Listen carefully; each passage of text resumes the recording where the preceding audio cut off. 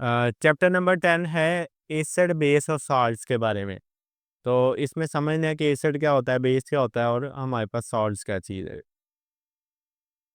आपने कभी कोई चीज़ ऐसी खाई हो जो खट्टी हो, कभी ऐसी चीज़ खाई हो जो कड़वी हो। हमारे पास जो स्टमक होता है, जो मैदा है हमारा, उसमें एसिड तेज़ाब बनता है और उस तेज़ाब की वजह से अंदर एक तेज़ाबियत हो जाती है, जिसकी वजह से हमारे पास खुराक हज़म हो जाती है।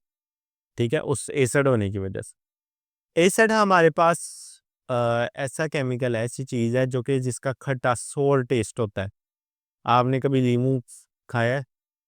या आपने शिकंजी पी होगी, तो वो थोड़ी-सी खट्टी होती है। क्यों? क्योंकि नींबू का टेस्ट खट्टा होता है और वो एसिडिक होता है और बेसिस इसका बिटर टेस्ट होता है।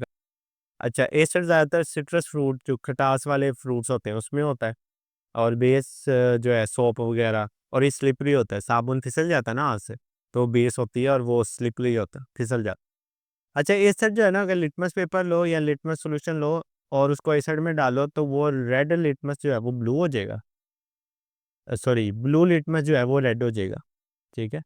तो अगर आप लिटमस के अंदर थोड़ा-सा एसिड तेज़ाब डालो, तो वो ब्लू लिटमस क्या हो जाएगा? रेड हो जाएगा। इसके उल्टा है, जो रेड लिटमस है, वो ब्लू हो जाता है बेस के अंदर। इसको याद कैसे रखना है? बेस में बी आता है और ब्लू में बी आता है। तो आपने ये याद रखना है कि एसिड की जो बेस है उसमें लिटमस ब्लू हो जाना है। बेस में क्या हो जाना है? ब्लू हो जाना है। तो बेस में ब्लू हो रहा है तो एसिड में उसका उल्टा होगा, रेड हो जाएगा।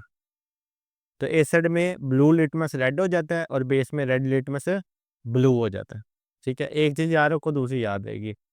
एसिड corrosive होते हैं, खराब कर देते हैं। अगर आप तेज़ाब डालो किसी चीज़ पर, वो खराब नहीं हो जाता है वो चीज़। ठीक है? अपनी कंसंट्रेटेड फॉर्म में वो corrosive होते हैं, नुकसान पहुँचाते हैं। बेस आमतौर पर तो नॉन corrosive होते हैं। साबुन अगर आप लो तो आपको कोई नुकसान नहीं होता उसका।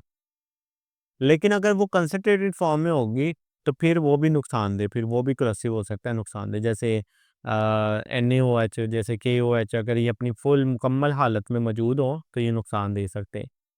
एसिड एक्वस सॉल्यूशन में इलेक्ट्रिसिटी को कंडक्ट करते हैं, उसमें से इलेक्ट्रिसिटी गुजर जाती है, इलेक्ट्रिक करंट गुजर जाता है एसिड में से।